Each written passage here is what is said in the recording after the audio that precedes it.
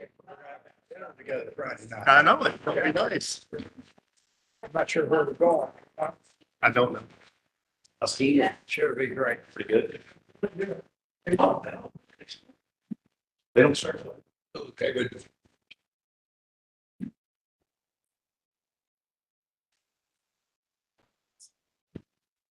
Good afternoon, everyone. This is Tuesday, February 18, 2025. The time is 3:02 p.m. and this is, It's Wednesday. You said it was Tuesday. it does. I've got the wrong agenda. This is Tuesday. I shouldn't be here. I think I've got the wrong council packet. Here's mine. Oh, upstairs. And it says Tuesday also.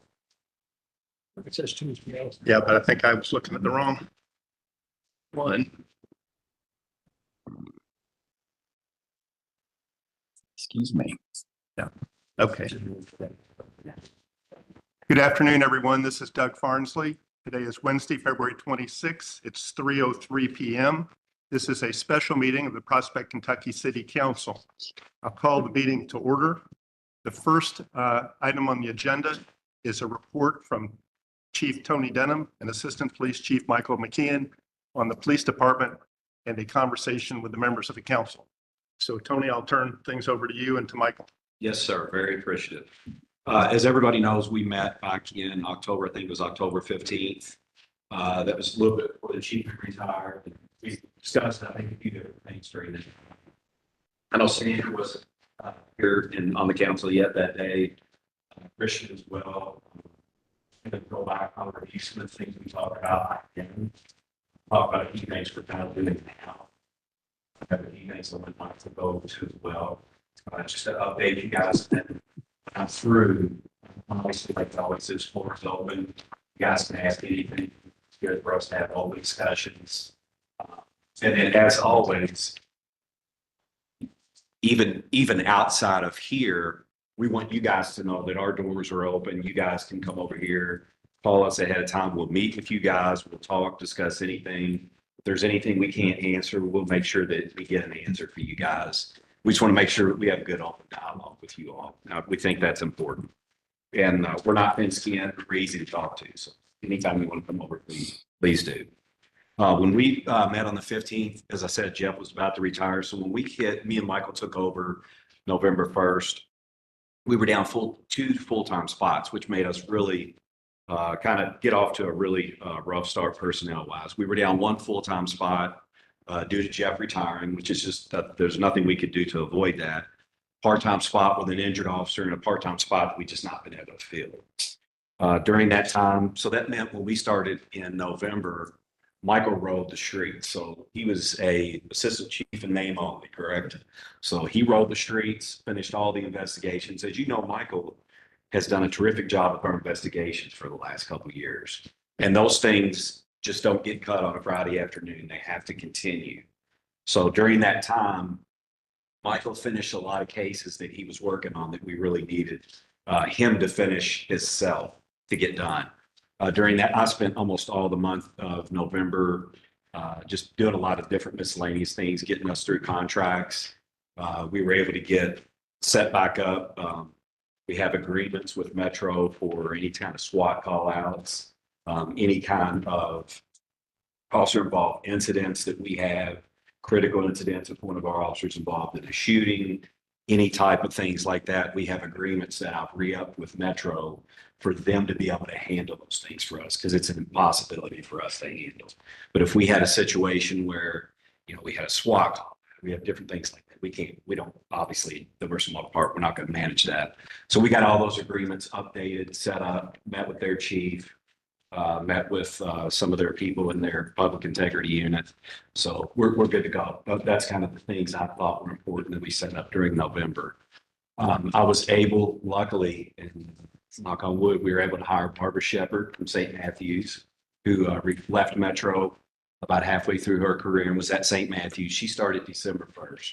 We were extremely lucky to get somebody in within that month period. That was a big deal. We've worked really hard on getting her in the door. to get her going. She went to the day work position. So that gave us the full timer that we were missing. Joe Manning is back. He came back at the beginning of this month from he had an injured Achilles. So he's back, and we still have the one vacant position that's a part-time spot. And our one of our day work officers, Mike Thomas, does code enforcement. So that's another thing that kind of a challenge that we work with. But we're hoping to get fully staffed here pretty soon. House Watch program. I know we've talked about that before. With John's help, Michael did a great job, and Tony Leish, our secretary, who retired from us. We have a new House Watch program. Obviously, we've been doing House Watch forever, but we actually saved a little money doing the last program. And John, thank you. John put a lot of effort in working with KLC to update the program we were having, but we got the opportunity to have what I think is even better program, and it costs less money. What that does is it gives our officers the ability, when someone comes and checks your house, when they leave, pull out of the driveway, as long as they're not on another run, they can get in, get on the computer, pop, hit it, and you get a notification that they were at your house. So you immediately know when we checked your house, the officers have the ability to go in, make notes to show if anything was going on at your house, if the housekeeper was there, somebody was there working, a contractor, they could put those notes in, boom, hit submit, it saves it, and the homeowner has the opportunity to see that. I think it's great that it's in real time. I think it's a benefit to our officers on the weekends. If you came back from your house watch, if we needed to update something on that house watch, the officers never had the access to that program before. They do now. And on the weekends, if you came back, we'd have to put it on the board upstairs. They now have the ability to go through and do all that. So yeah, it's cheaper. That's one big thing. But it does give us a lot more time in the field, and it gives, I think, the residents a real feel that they know, boom, that button gets checked and your house is getting looked Is it at. like an app or something, or what is it? No, it's just a computer program. It's set up. It's on the MDTs. Myself and Michael and Tony Leish are the administrators. So when they get on their MDT, when they go through and check it, there's a whole list of house watches that are on there. If they're in green, they're live. If they're in white, they're upcoming. So they go through, check all the green, they hit submit, and it shows that they read. And there's an email that comes to the homeowner that tells you that they were there and has any notes. It just really sets up a little bit of, although it's informal, it's a great communication between the officers and the residents. So Chief, are you still doing 3 a day? We do. And then one of those sometimes is a walk around, but we do as we can. If we get a chance to walk around the house, and unfortunately, the last couple of months, weather permitting, we've had a couple of episodes where we kind of had to stop walking around the house. It was just almost impossible with the weather. But we always try to do at least one walk around a day. Absolutely. Because we want to make sure if something is going on at the house outside the order, we definitely know about it. I know the residents love it. So from that perspective, I'll go back to some of the things we talked about when we met last time. Traffic, as for sure, that's one of the big things we talked about. I talked about a grant, that we were going to work on a grant. I appreciate Michael. He's done a tremendous amount of research, data collection, different things to work on that grant. What I will tell you is it's a $10,000 grant. Oldham County put in for one, about $30,000. You don't put in for what you're going to use. You get this federal money, you get an amount that you're going to use. If that grant fits us, I'll do it. If that grant doesn't fit what we need to do on 42 and how I feel it has an impact, I don't want the $10,000. I don't want to spend it doing something specific if it doesn't help us with our traffic.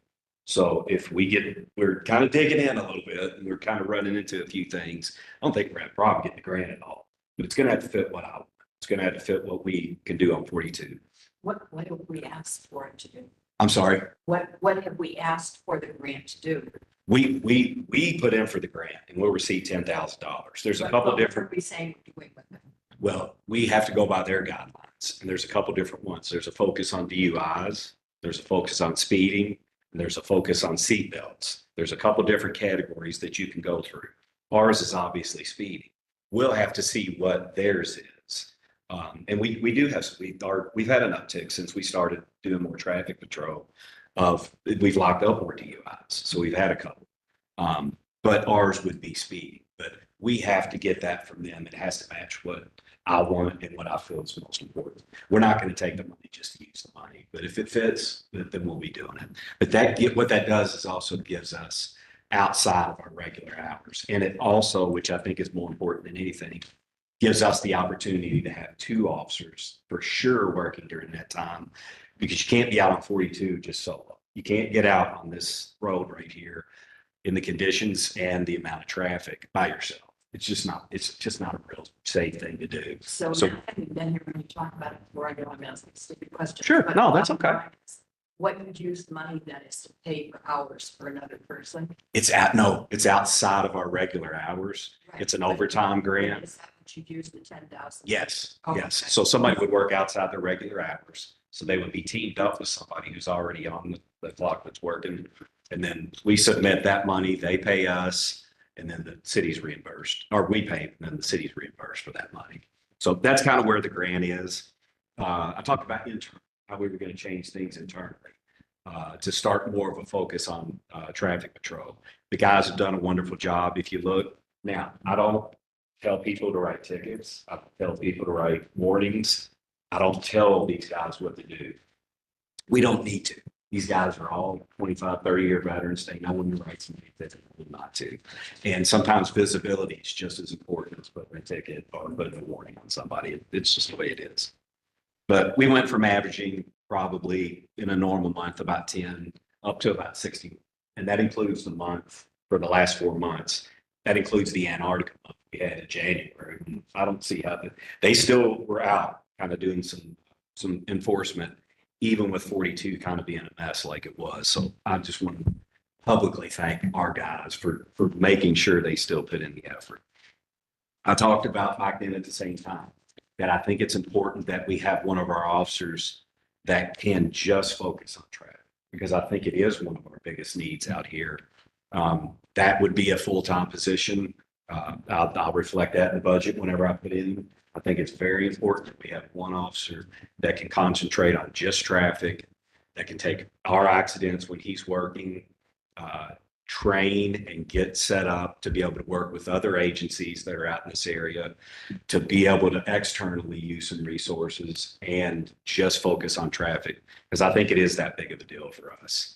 And at the same time, like we talk about on 42, and I'll have Michael talk about some in a minute, we have about 28,000 cars going through here a day. And there's about the same amount on the section of the Gene Snyder that we have. That's a monumental amount of traffic for one officer to handle, for two, even if 2 officers are here to handle.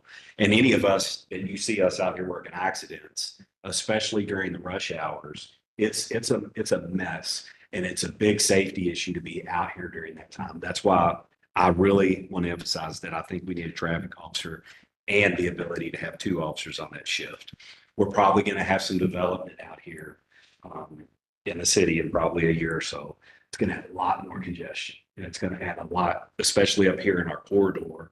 If we expand some businesses and different things, we're going to have a lot more congestion. So I think the need is definitely there. Like I said, and I'll tell you this is my philosophy. The tickets are great, but visibility and changing behaviors is just as much. And when we're doing that, we're like I told you, we're dealing with 42 is a monster, and we have a small environment. And if we're sitting out here right now, they'll slow down out there. We all know it's Shelbyville Road, Dixie Highway. If there's not a marked car, they're going to go back to the speed that the road is going. So we kind of got to think of other things besides just that. That's why I talk about the visibility and just being stationary during that time. Let's go through one other thing. Right now, when Jeff came in here in 2012, terrific job. And I just texted with Jeff just a little while ago. We still talk almost daily sometimes. It was completely full time. This police department was full time. 2 full-timers day work, 2 full-timers mid shift, 2 full-timers on late shift. They all paid in the pension system. They all paid for health care. They all had take-home cars. Times have evolved. We used a lot of part-time officers. When I came here in 2017, the emphasis was kind of changing the use of part-time officers. That still works great, but it also extremely limits myself and Michael. They can work 12 days a month. That's it. It does. If we have, and we've had this happen multiple times, when we have a full timer out, then of course they're getting paid. They're off injured, sick, or whatever. Then when we have part timers, I'm so limited in what I can do because I can't work them 12 days, and because of the pension system, you cannot work them more than that.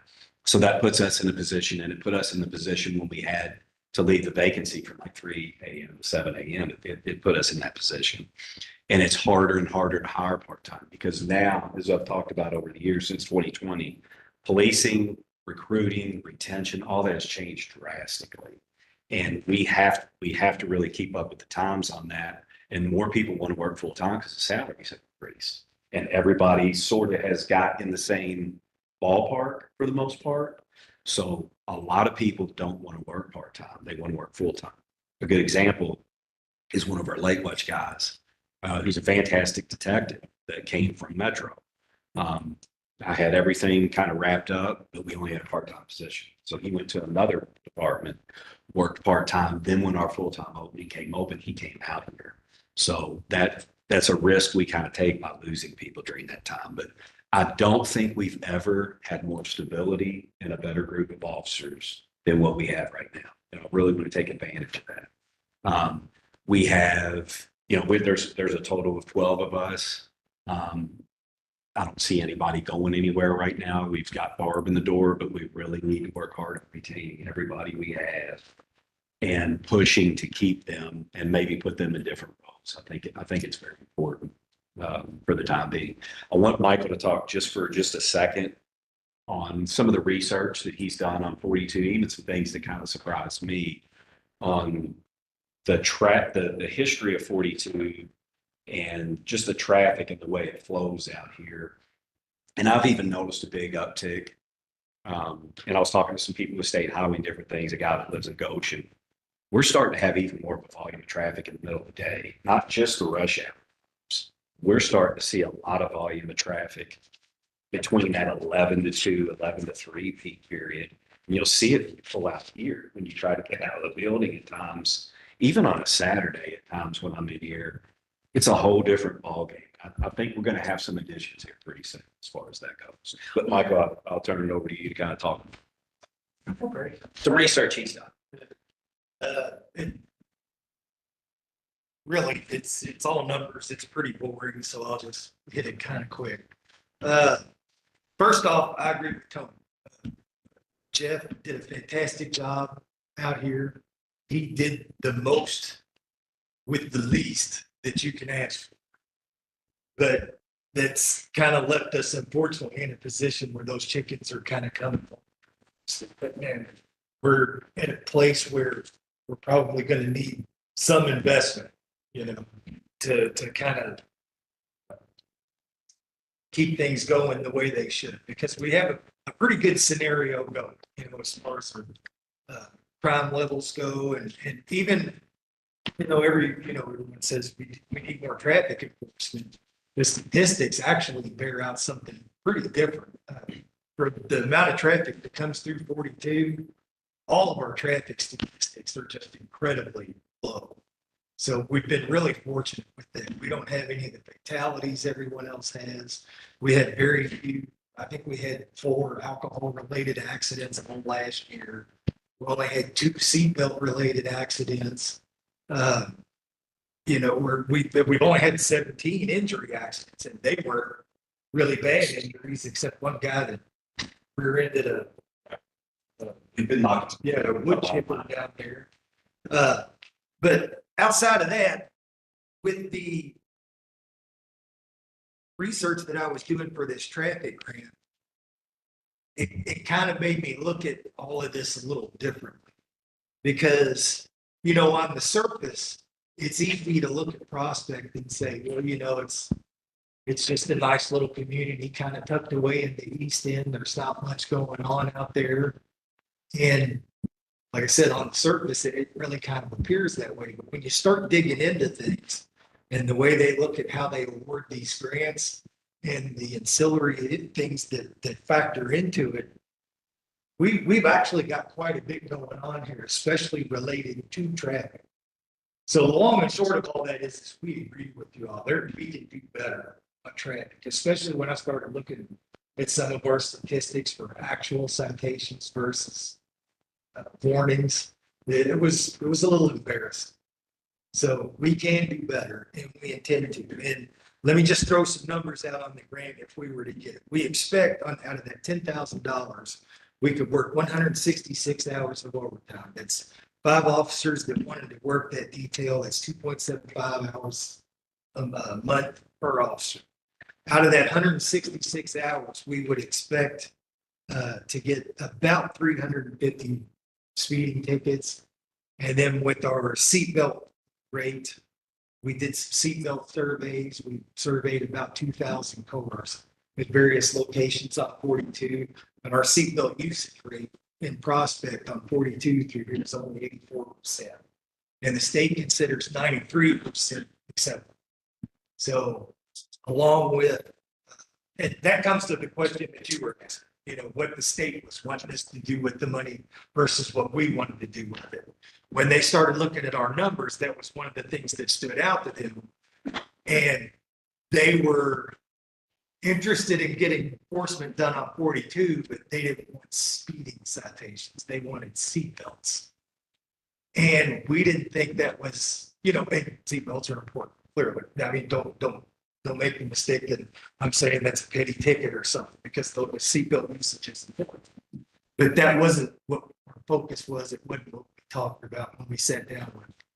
So if we were going to get that money and then their focus and to maintain the program, we would have to jump through these other hoops to try to get a few tickets, then that just really didn't work out for our needs, and the needs of the community. But yeah, so it's 84% usage on seat belts. And so out of the 300 plus speeding tickets, you figure in there, you could probably end up with about 60 or 70 seatbelt tickets too. And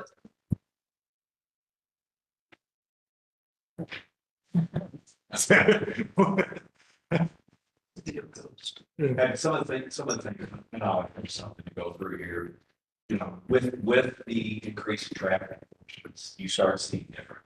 We've had 3 incidences of vehicles taken off.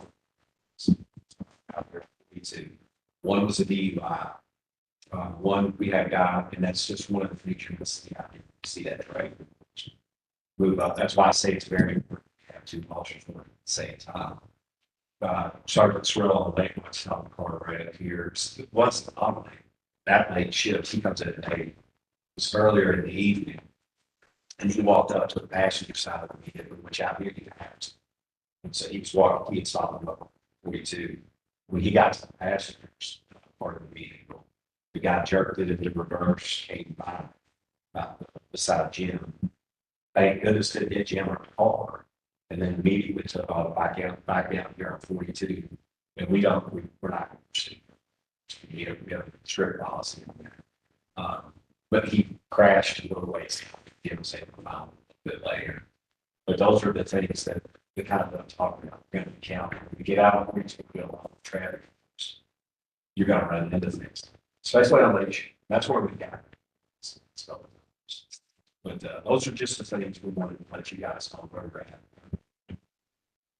Well, moving forward, if anybody has any questions or anything at all. Tony and Michael, thank you for the report. Any members of the council have any questions or comments? So you mentioned that you've gotten this SWAT agreement with Yeah. Metro. Mhm.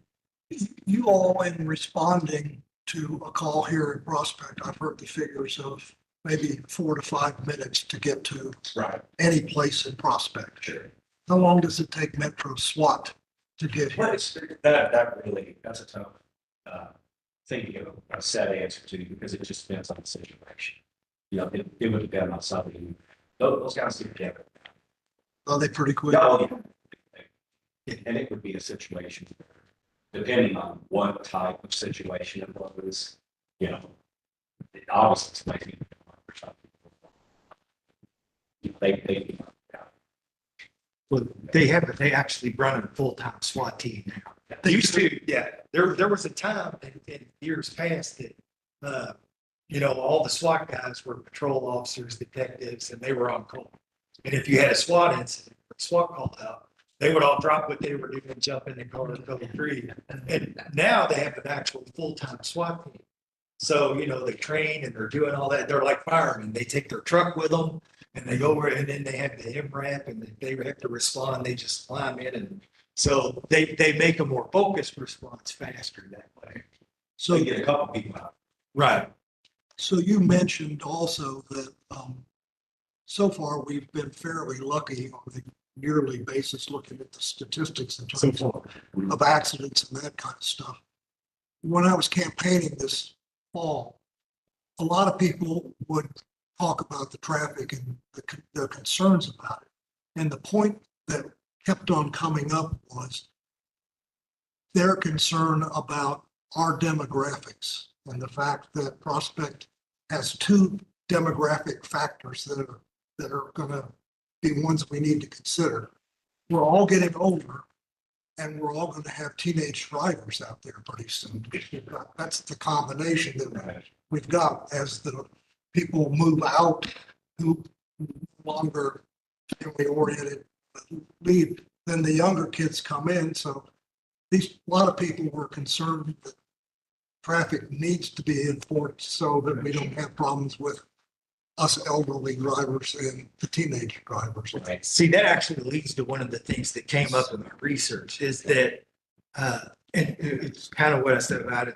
Didn't really get to it, but it's like I said, everybody has this idea of what Prospect is, and you illustrate the point by saying, we have the older people and the youthful drivers, right? Well, on the surface, again, that appears to be true, but the reality is we're right in the middle, of a highly trafficked roadway that was originally designed as point-to-point transportation from Louisville to Cincinnati.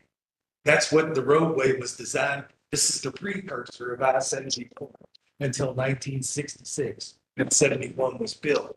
This roadway handles 27,000 cars a day and 1,000 box trucks a day for a total of 9,900,000 cars a year. Now, when you start thinking about that kind of numbers, the speed is one thing, but the sheer volume, that's what makes it such a difficult problem to attack from a law enforcement standpoint, because it's hard to get out on people without causing more of a danger to the community than the actual speeder is. So, it's one of those things that takes a lot of discretion. It takes a lot of skill, which leads us to why we were thinking maybe a full-time traffic officer would be something that would be beneficial to us, because traffic now is almost like being a detective. It's a highly specialized position. You have traffic reconstruction for fatal accidents. Just the thing we've run into twice just recently is we had DUI accidents where people went to the hospital and then our officers were stuck down there. And since we don't get the reps that we used to get at Metro for the types of runs we make, they got down there and realized they didn't remember how to do a blood work. So we responded to that by actually putting the blood kit in every car that's got a sample, a fill in the blank, electronic version of it, a roadmap to putting the warrant together and who to contact. I mean, we put the whole thing in there. And the second time around, the kit helped, but it was still a sluggish process. And, so a dedicated traffic officer would be someone that, and it's just like, any other type of investigator. They're a traffic investigator. And that's why we were proposing that. Other questions or comments from the council? Just a comment, one of the corollaries that attaches to that is the fact that over the years, we have looked at, I didn't realize the volume was as high as what you said, but we have certainly seen the increasing volume. And if we look at the way our area is constructed, Right. we need to think about the future. All those driveways coming out on 42, Right. in that volume makes no sense at all. Right. Because it's like I said, it was a roadway designed for point to point. Exactly. But now we've got conflict zones that became part of that roadway because of, Prospect growing Exactly. around it. And then it's also fed by I-71 and 265. And people use this as a bypass to beat traffic on 71. So it's a much larger issue than just the little community of Prospect. I also heard a voice to my left, I think. Was there somebody over here who had a Yes. question? Tony and Michael, kind enough to give me an hour yesterday to hear some of my concerns, which kind of centered on, I was asking for more visibility, a better balance of patrols between house checks, the commercial areas and traffic. And you kind of, I was working off the thing that said police visibility is another deterrent to crime. I think we're in agreement with that. Yep. And I think you guys said you were going to try to do that. I told them 42. In terms of, I didn't care if they gave them a ticket or not. I'm sure the officer had the right discretion. Should I give a ticket? I just like to see the police car sitting out there. I agree. Because we agreed that that form of static patrol would be the best. You used to be Ghost Guard. People wouldn't know that there's not a policeman in. But then at other times, just when our officers have nothing to do, not nothing to do, but they're doing their reports or something, and they would normally be sitting static instead of sitting in the parking lot of Kroger, sit on the side of 42, and then so it serves a dual purpose. Then they're getting their work done and they're a visual deterrent to the train. Well, I appreciate the report and the good discussion that we've had. And Don's comment that he met with you all yesterday for an hour, I think is admirable. And I would encourage members of the council to contact Tony and set up a time to get together with him to discuss things in more detail with them. So with that, I'm going to move forward with the agenda. Next item on the agenda is approval of minutes. Approval of the minutes of the January 21, 2025 regular council meeting and the January 29, 2025 special council meeting. Are there any additions or corrections to those minutes? Not, is there a motion to approve them? So made. Mr. Gibson made the motion. Is there a second? Second. Second by Dr. Furman. Sorry. No. Okay. All in favor, please say aye. The minutes are Aye. approved. The next item on the agenda is comments from citizens. I'm not sure if anyone signed up, but we have some citizens present. And if someone wants to make a comment, they're invited to do so. Okay. I said now a second back. Next item on the agenda is my report, but I think we'll go out of order and let our guest, Bill Meyer from our accounting firm, go ahead and present the results of our audit. Yeah, you'll step up here.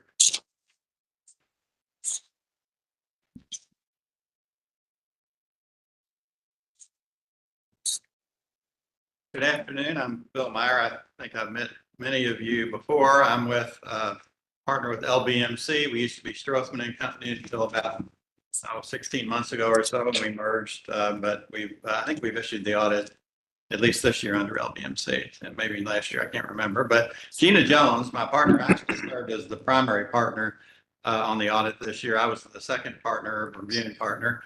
She had a conflict today, so I came, and you're used to seeing me anyway. So the financial statements, I think, John, they went out ahead of time. Is that correct? Or The audit, it would electronically, yes. yeah, I have paper copies. Would anybody like a? Yes. Okay. All of that, sorry.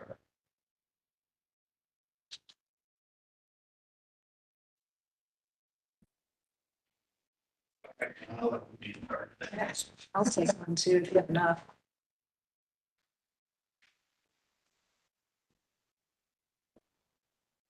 Now, paper is always better. Electronic's great, but Yes. well, the first thing I was going to comment on, it's 58 pages, but don't blame us. There's something called the Governmental Accounting Standards Board that basically says exactly what has to be in governmental financial statements, and that's the reason there's 58 pages. If it makes you feel any better, Metro Louisville's financial statements are about 200 pages long, so anyway, it's all governmental financial statements are too long, in my opinion. I was going to give you a brief overview, maybe 5 minutes of the financial statements, answer any questions. So pages 1 through 3 is the audit opinion. It's a clean audit opinion, no issues there. Those of you that have heard me before might recall that governmental accounting standards require the numbers to be presented in 2 different ways. Don't ask me why. Someone, I guess smarter than me, came up with that, but that's been the case for now 20 years. So the first way is on what's called the full accrual basis, and that's on pages 4 and 5. And that's the version of the financials where the city is required, for example, to report its fixed assets as well as its share of the state pension and post-employment liabilities. And that was a new standard that came in 5 or 6 years ago.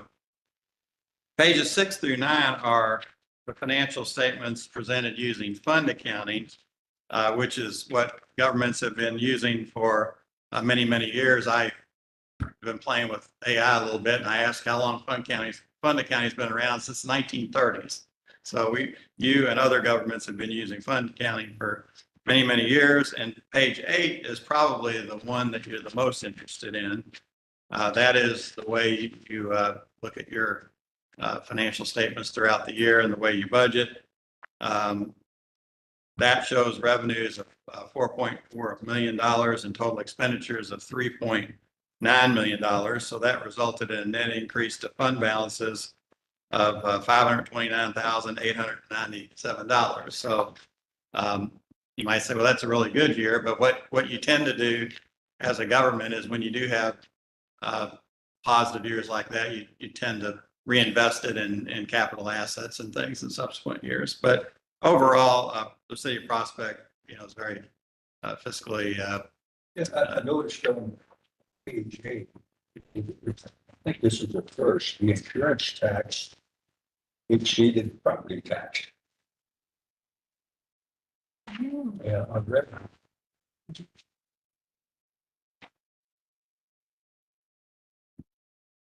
I think you're right. Yes, just barely, but yeah. That's It used to be roughly 2 property to 1. yeah. I think the insurance companies have gotten better about picking it up and paying it and figuring out who owes it and that type of thing. So yeah, good observation. The notes to the financial statements start on page 10 and run through page 41. 17 of those pages relate to required disclosures about the pension fund and the other pension liability and the other post-employment benefit liability.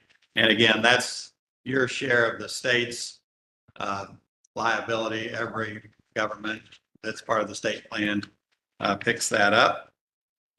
Pages 53 and 54 contain a required auditor's opinion on internal control, which is a clean opinion. And then pages 55 and 56, we have some internal control recommendations, which are similar to comments that we've made in the prior years. So John and the accounting firm that you all use for outsourced accounting got us everything we needed, and we were able to get the audit done without any issues. Thank you, Bill. Any questions for Bill? Looks like we're in pretty good shape. Yeah, I'm sure you'll find a way to spend that. Matter of fact, if you look at last year's, you had a year where you did not this year, but the year before, you had a year where I think you did some substantial capital improvements. So. Right. Yeah.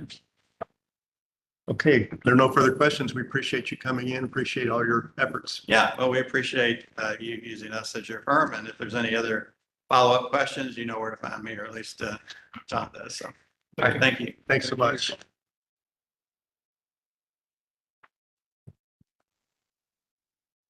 Okay, the next item on the agenda is my report. My mayor's report this afternoon is the annual State of the City address. The state of the city of Prospect is strong. In this address, I will comment on our police, our parks, our finances, and our vibrant sense of community. Under the leadership of Tony Denham and his predecessor, Jeff Sherrard, our police department has become a highly professional and effective law enforcement agency. In 2024, we welcome Tony as our new police chief, and he has excelled in that role. 1 year ago, we had 2 vacancies in our 12-person police department. On average, we had 2 to 3 hours per day when we did not have a prospect police officer on duty in the city. During those times, as has been mentioned before, Metro Police stepped in. The compensation we paid our officers had fallen behind our peer cities, and as a result, we could not fill the vacancies. Tony, then our assistant chief, encouraged the city to substantially increase the amount we pay our officers.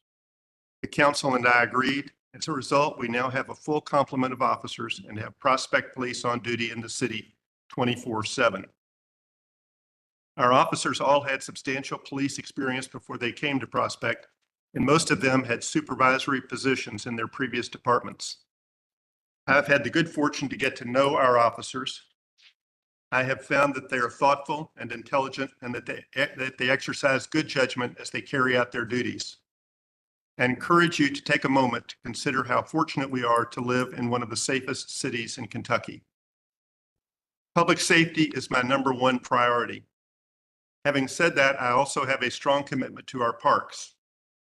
Under the leadership of John Evans, Prospect made significant improvements to Little Hunting Creek Park, including the construction of the John Evans Pavilion and of Charlotte's Playground. In 2024, the city completed work on a new pedestrian bridge in Harrods Creek Park. Another significant parks project, a proposed boardwalk that will connect City Hall to Putney Pond, continues to move forward under Don Gibson's leadership. The city recently received a generous gift, 2 acres of land, that will permit the boardwalk to connect to Timber Ridge Drive, improving walkability and connectivity in the city. Our parks are the crown jewels of Prospect. In 2024, under the leadership of Linda Wardell and our Parks Committee, we held our 2nd season of summer concerts, the 2nd performance by Kentucky Shakespeare, a successful Kids Fest, and an equally successful Trail Bash. We also enjoyed wildflower walks in Harrods Creek Park, a bird watching walk in Little Hunting Creek Park, Prospect's 50th birthday party, our 4th of July celebration, and other events. Thanks to Parks Committee member Lynn Granger and 2 Eagle Scout candidates, we now have 2 kiosks in Little Hunting Creek Park, one near the playground and the second at the trailhead just off Fox Harbor Road. Art in City Hall Prospect, under the leadership of Kathy Sauer and her art committee, has proven to be a resounding success. We've had six exhibitions, including the one that is now on display, and those exhibitions have brought color and a sense of fun to City Hall. Our next exhibition, chaired by Becky Culbreth and entitled Winter into Spring, will begin with an opening reception from 2 to 5 p.m. on Sunday, March 23rd. The work of our parks and art committees contribute to our sense of community. The relationships and friendships formed on our council, on all our volunteer committees, and all our concerts, Trail Bash, art openings, and other activities weave us together and enhance our lives. The city benefits tremendously from the work of our volunteers. In addition to our Parks Committee, Arts Committee, Investments Committee, our residents serve the city as members of our Forestation Board, Code Enforcement Board, Library Committee, Architectural Review Committee, and Ethics Commission. We also benefit daily from the work of our superb staff. Ron Cundiff and John Carter and their teams do the city's work in a professional and timely manner. The partnership of our staff, police, council, volunteers, and 2 major vendors, Rumpke and Greenscapes, serves our city well. As noted, the relationships and friendships created by this partnership weave us together as a community in the best possible way. In the balance of this address, I will comment on 4 additional matters: the April tornado, a lawsuit against the city that we are defending, improvements to City Hall, and the state of the city's finances. At 6 p.m. on Tuesday, April 2nd, Liza and I were watching Wave News. Kevin Harned reported that a tornado had formed in southern Indiana, had crossed the Ohio River, and was headed for Chestnut Hill in Prospect. Because our house sits between the river and Chestnut Hill, we immediately moved to our basement. We heard the tornado pass overhead, and what has been stated many times is true. The tornado sounded like a train. On April 4, 2 days after the tornado struck, I wrote to our citizens stating, "Today I wish a muted happy 50th birthday to Prospect." I noted that on April 4, 1974, the Commonwealth of Kentucky issued the charter that created the city of Prospect. I went on to report that 2 days before I made my report, an EF3 tornado struck Sutherland, Hunting Creek, the estates of Hunting Creek, and the meadows at Covered Bridge. We were extremely fortunate that no one in Prospect sustained injury. The tornado and its aftermath underscore for us the advantage of Prospect being a city. Because Prospect exists as a city, we can employ professional public works staff and excellent police officers. I also wrote that I often offer praise for our police officers, and rightly so. On April 4, I added words of deep appreciation for our Director of Public Works, Ron Cundiff, and his team. They returned to Prospect Tuesday evening after the tornado struck and worked until midnight, clearing our streets. They then came in early on Wednesday morning and continued to work diligently throughout the day, dealing with the trees that had fallen on city property. Within minutes after the tornado came through Prospect, our police chief, Jeff Sherrard, returned to the city and worked until 2 a.m. Typically, we have 1 or 2 officers on duty at any given time. On that Tuesday evening, 4 officers in addition to Jeff were on duty. And I should also add, additional officers wanted to come in, but Jeff told them not to so that they could be prepared to serve the next day. Between 7 and 11 p.m., I rode with Jeff as he patrolled Hunting Creek, the estates of Hunting Creek, Sutherland, the meadows at Covered Bridge, and the breakers. I wrote that the point of my report was not to recount the events of Tuesday evening. Rather, it was to recognize on our 50th birthday how fortunate we are that we live in Prospect. I closed my message by stating that April 4 was a good day to take stock and to celebrate the community we have built in the years between 1974 and 2024. As a postscript, I note that because of the tornado, the city incurred more than $200,000 in cleanup costs. 3 of our neighbors have not yet been able to move back into their damaged homes as contractors continue to make repairs. A different challenge arose a year before the tornado. In January 2023, LDG Development brought a lawsuit against the city of Louisville's Metro Council, the city of Louisville itself, and the city of Prospect. We continue to vigorously defend Prospect's position in that lawsuit. The parties have filed motions for summary judgment, and the court currently has those motions under consideration. If the court denies the motions, the case will proceed to trial in July of this year. Although we take the lawsuit seriously, we firmly believe that LDG's claims lack merit. In recent years, we have worked to make improvements to City Hall. Under John Evans' leadership, improvements included the expansion and repaving of our parking lot, substantial roof repairs, and the installation of a new outside door to the council room. In the past 2 years, we have updated our HVAC system, painted walls and trim on the first floor, and replaced shutters and windows where needed. I will close this report by stating that the city is on a sound financial footing. Our spending in 2024 was $150,000 below budget. We continue to reserve funds sufficient to cover the city's share of the shortfall in the state's pension system. With guidance from our investments committee, we invest our reserves and accumulated surplus, producing income totaling approximately $125,000 annually.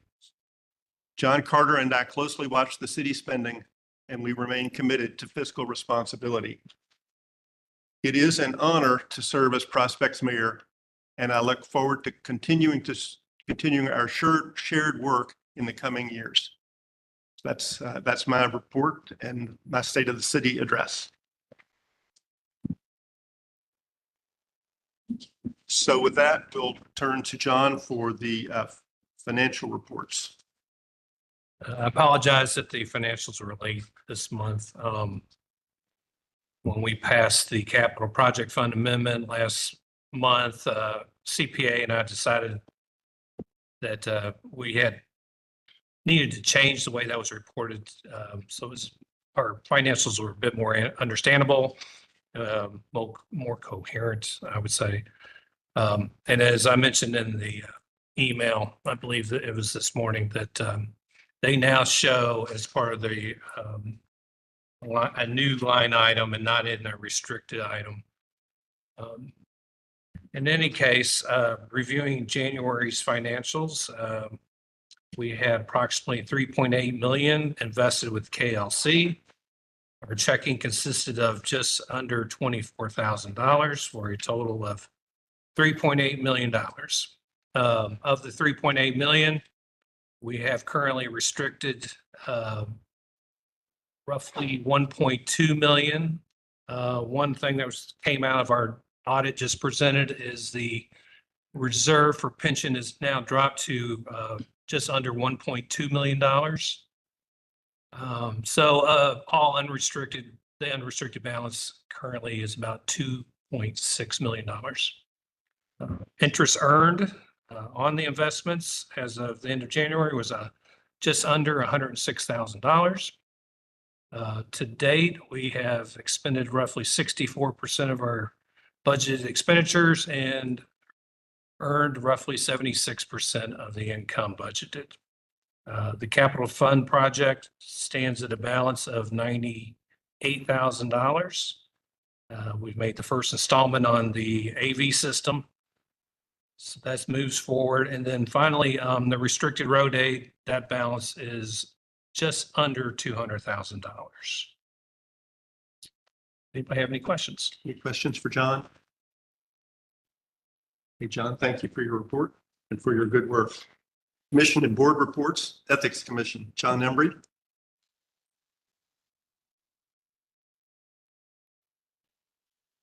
You're going to probably get tired of hearing me say the same thing, but March 3rd is the final due date for the Ethics Commission forms.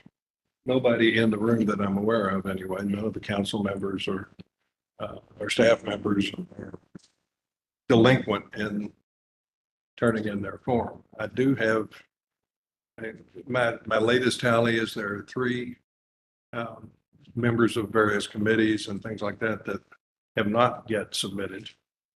And there are around 5 or so people who have not read the instructions. And I'm going to have to contact them and say, you didn't check, not applicable, or you didn't fill out such and such. So we generally, when we look at forms, we just look at them to make sure they're complete. But when you've got a blank page, they haven't made a mark on it, and they haven't said this doesn't apply, then so I'm going to make about 5 phone calls in the next few days and just ask the question on each form, and I'll check it if it's a not applicable issue and initial it that I spoke with them. But hopefully we can get it done by March 3rd. And if we don't, we'll take it as it comes. Any questions? Any questions for John? John, thank you for your work, and please extend our thanks to the other members of the Ethics Commission. Other reports, Architectural Review Committee, Bob Jacob. Just kind of a brief update. We are close to being able to submit to you the recommendations for the pool house ordinance changes. And we're hoping to get this done fairly soon because spring's here, summer's here, and a lot of people that want to build these pool houses are going to start looking and applying for it. So hopefully by the time we have your March meeting, we'll have the final draft ready for you to look at. I'm not sure how the process goes, whether it'll be the first reading or whether it'll just be presented, but we should have some good information for you then. It looks like most of the hard work's been done and just some fine tuning. What I don't know is whether or not any of these pool houses will have to be approved by the Architectural Review Committee. We're just advisory, so I'm not sure if it goes through code enforcement or if it's going to come back to that committee for approval. Some of the areas in the city don't have HOAs, so whether or not just they'll be able to bypass all of that, and whether or not the city's going to just directly approve it or the Architectural Review Committee will approve it. So that's what we're doing on the pool houses. The other is we had a productive meeting with the developers for Publix. There was some interest by several members of the committee that the original proposal didn't seem to be adequate as far as the amount of stone and brick. And Publix did respond to that. They sent some new renderings, and we're going to be reviewing those renderings next week. And we'll have a meeting and move forward with that. As I understand it, there's no absolute urgency in getting this done. But yes, as Lisa's chairman, I'd like to see if we can move forward and get this issue behind us within the next couple of months, which hopefully will satisfy even Publix. Yeah, I think the developer has suggested a goal of having things ready to submit to the council for the April council meeting. So I think we've got some time, but we appreciate you moving it forward, Bob, your committee. Very good. Any questions for Bob? Okay, thank you. Jefferson County League of Cities. On January 23rd, Jefferson County League of Cities had their monthly member meeting, and the subject Metro Solid Waste Management. And it turns out the management of Metro Solid Waste there's two entities. One is the Metro Solid Waste Group that works in public works. They do the work. The other entity is the board, and it's commonly called known as the Waste Board. And there's 7 members, one from Jefferson County League of Cities, one from the waste haulers, and 5 people that are appointed by the mayor. In the past, there's been somewhat of a contentious relationship between the Little Waste Board and Jefferson County League of Cities. That's been resolved. And shockingly enough, one of the members of the Jefferson County League of Cities on the board is now chairman. Their role is basically oversight and to suggest programs and etc. Pete Flood, who's the executive director of the Metro Solid Waste, gave the presentation. He talked about households getting service in Jefferson County. He said that's up to 97%. Recycling is 52%. Yard waste is 51%. He talked about some programs to do cleanup, like for instance on the interstates, and more pop-up events where on Saturdays at certain locations you can take anything you've got, junk that you want to get rid of. He's looking at a program. If you ever try to get rid of paint, it's a problem. You buy a bunch of sand or cat litter, you put it in there and wait, and then they'll take it. Well, he's looking at some way to streamline that. So get rid of that has to The other thing is promoting recycle centers, recycle centers, as well as reducing contamination of recycling. 7% of recycled material is contaminated, and the 3 major contaminants are shopping plastic bags. Next is wood, and then followed by PVC pipes. We generate a lot of tons. Households in Metro is 1.3 million tons a year, and total, and about 26% of that is recyclable. Total is 2 million tons, and about 50% of that is recyclable. It's surprising and encouraging. This will be my last report for the Jefferson County League of Cities. It's the last 4 years. Working with that board has been more than rewarding. It's like a master's in public administration to work with those guys. They're very good people. Jack Willis for leadership. I want to thank Mayor Evans and Mayor Farnsey for allowing me that. But Sandra Leonard has a long experience. She's fought many battles with the Oklahoma State Board, and it's just appropriate to pass the baton to Sandra. Don, thank you for your service and your Thank work you. on that. And Sandra, thank you for stepping up and stepping into Don's shoes. It's a League of Cities is a great organization. I attend some, but not all of the meetings. And I echo Don's comments. It's a great group. The mayors are, it's very encouraging to see the quality of people who serve in Jefferson County's cities. And I'll mention the night of the tornado, we had, I got a call from, I got a call or an email rather from the mayor of Linden, concerned and wanted to know what he might be able to do to help. I know the police chief in St. Matthews called Jeff Sherrard that evening while I was with him and likewise offered assistance. And then Kevin Woosley, who's one of the magistrates in Oldham County, called me to check in. In fact, his was the first call that I received after the tornado and reported on the problems that had been reported to Oldham County Emergency Services on Charlock, over close to where Christian lives. So the collegiality, the cooperation, the support among the various governmental agencies is really very encouraging. And again, with the tornado, the cooperation that we had from Metro Louisville was phenomenal.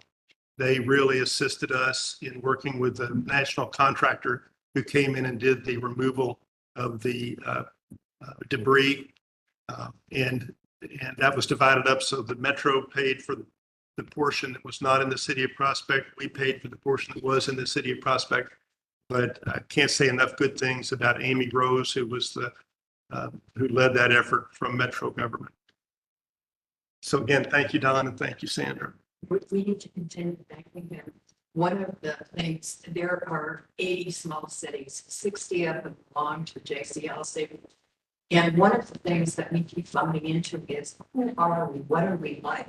Every time I talk to a different mayor, we're all very different. For example, West Mutual is almost totally commercial. They only have like 200 people up there. And so Don Gibson has volunteered. We'll be on the agenda for the next general meeting or the next meeting of the board. And that is, we're going to start a group that will be looking at a profile. It will not be homogeneous because we're not. But what are we like? What are the different components of it? How is one city different from another? And Don Gibson has volunteered to help. So this is not going to be bad. I met the former mayor of Richmond, Virginia last night and told him that we have 80 cities in Jefferson County and that I vote for both myself for mayor and for Craig Greenberg as mayor of the city of Louisville. And he had a hard time wrapping his head around that concept. But it's as funny as it sounds, the system works surprisingly well and the governments work together surprisingly well. Okay, well, thank you again for those reports. Parks and Recreation Advisory Committee, Carolyn.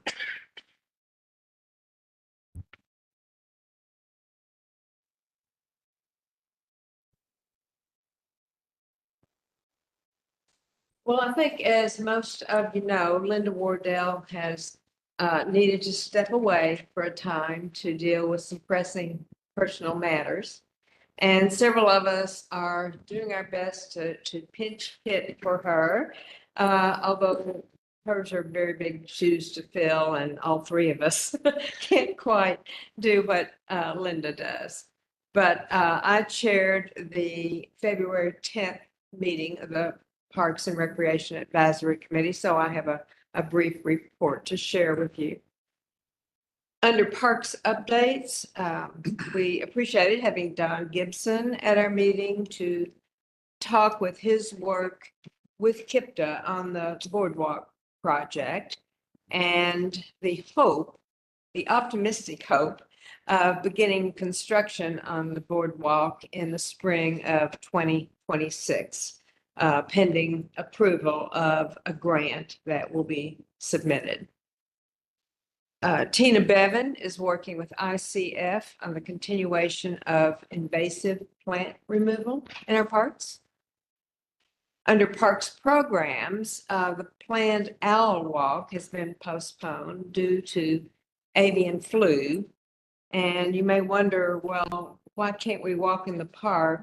Uh, you know, how does that comport with avian flu? But the person that was going to lead the walk was going to bring some raptors for display and to talk with citizens about them. And also, it is a mating time for owls and I guess probably other birds as well. And the thought was we might be disturbing them if we have a lead walk at that time. But hopefully that will be rescheduled sometime later on this year. A lecture on scams, frauds, and cybersecurity has been planned under the leadership, I think, of Sally Schneider and John Carter. And that will be here in City Hall on March 8th. I think reservations are required for that, and probably everyone has received an email about that in the last week or two. A hike and listen event for children and adults with Cave Hill naturalist Luke Pearson is being planned by Sally Schneider for sometime this spring. We didn't have a date certain on that when our Parks Committee met, and there may be a date for that at this point, but I'm sure that an email will be sent out to that effect. It will begin at City Hall and move to Putney Pond, and it will be led by Cave Hill naturalist Luke Pearson. Spring wildflower walks led by Jacqueline McGrail are scheduled for Sunday, April 6th at 1 p.m. and Saturday, April 19th at 10 a.m. The second annual Kids Fest is being planned by Sally for Saturday, June 14th. Spring and summer events in Little Hunting Creek Park are being planned by a committee led by David Holmes for the months of April through September, beginning with Shakespeare in the Park on April 27th and followed by monthly evening concerts May through September. And I think we have all of our musical groups lined up now for that period. An exciting new one that we didn't have booked at the time of our meeting, but that Doug Farnsley has engaged for us is, drum roll, the Monarchs. So I think that will be a big hit with our residents. A second annual Kids Fest featuring a concert by the Louisville Leopards is also being planned by Sally Schneider for October the 19th. And the Harrods Creek Trail Bash is being scheduled by Tina Bevan for November 23rd. So just a wide range of different types of activities to appeal to different interests, areas, and people of all ages. So excited about our plans for the upcoming year. Any questions? Any questions for Carolyn? Yeah. Carolyn, thank you so much, and please thank all the members of the committee. But I'll mention that, and Carolyn alluded to this, Carolyn and Tina Bevan and Sally Schneider have volunteered to co-lead the committee during Linda's time away and take turns with chairing meetings, preparing minutes, and making these reports. So we really appreciate you all stepping up in that way. And again, the work of the committee is really remarkable. We're all the beneficiaries of it, so we're greatly appreciative. Well, I think we're all glad to help. Anything to help Linda out during this time. So Thank you. thank you. Okay, the forestation report is written and it's in the materials. They did not meet in the month, but there's a good summary of where things stand with the forestation board in that written report that's in your materials. The next item on the agenda is the police report. We've heard from Tony and Michael earlier, but I'll turn it over to you for the report for the month. Absolutely. I'll be brief. I've noted the Kids Fest date for Officer Tilford in case he wants his face painted. And that was legendary. But anyways, I'll get rolling on this. As I said, last month, weather was probably our main kind of issue we dealt with last month. But we had the 2 DUIs last week, or last month. Late watch is really hammering some of those spots out here on 42 and doing an excellent job of being back in the neighborhoods a ton as well. I'm looking at a few different things. So citations on there, I don't know if the sheet you had on it may have been different, but the 35 citations for a month like that was actually outstanding for the guys to be out working on that traffic patrol. We had a business scam for almost $1,000 that happened up here in the shopping center that we're working on. Just a case of someone just not knowledgeable, was a young employee who was scammed and just didn't know the difference. She scanned a few things, took some money up to Walgreens and a deposit, and ended up being, the business just flat out lost the money. It was just one of those things that they got the right person at the right time. It just happened to be a young person, unfortunately. Looking at a few things, Oldham County, we got to really make sure we're locking our vehicles. Oldham County's really getting, that's where I live at. They're getting burnt up with thefts from vehicles. We had a couple, the crew that hit Oldham County, me and Michael were reviewing some film, probably maybe the same crew that hit Saturday night over in Sutherland's, which unfortunately we had an unlocked vehicle with a gun in it that was taken from Saturday night. So I can't emphasize enough to make sure we're locking our vehicles. We had a vehicle with keys in it stolen last month on White Hill, but that was the only one we had last month. So that's a big thing. And one thing, when me and Michael were reviewing some film for some of the Oldham County things, you can see a car drops up in the court. It's always a stolen vehicle or a stolen tag that they put on there, or no tag. For the flock cameras, they're figuring out different ways to use different means to defeat that. But you can see them get out of the car, they go separate driveways, they walk in. The one that we looked at, the guy walks up, unlocked or locked vehicle, boom, he's back in the car. The other ones, if the vehicles are unlocked, they're getting in if they're locked. And that's our job, is to make sure we're keeping some of these vehicles locked up. But that's pretty much it. That's all we had basically for the last month. If anybody has any questions at all. Any questions for Tony? Yeah. I know Jeff sang the song often about locking our vehicles and closing our garage doors. And it is a great frustration because you hate to blame the victims, but the reality is that if our neighbors are leaving their vehicles unlocked, the only reason these people come in is because they know they're going to find unlocked cars with keys in them. And it's not that simple. It's that simple, and it's not. And the victim is not just the person whose car is stolen. It's all of us who are put at risk Right. by That's these absolutely right. by these outlaws coming into our And community. they are only looking for unlocked vehicles. If it's locked, they're gone. They're moving. Unless you have something clearly sitting on that front seat that they see that they've knocked the window up, that is probably 1% of the time. So rare. I mean, it's so rare.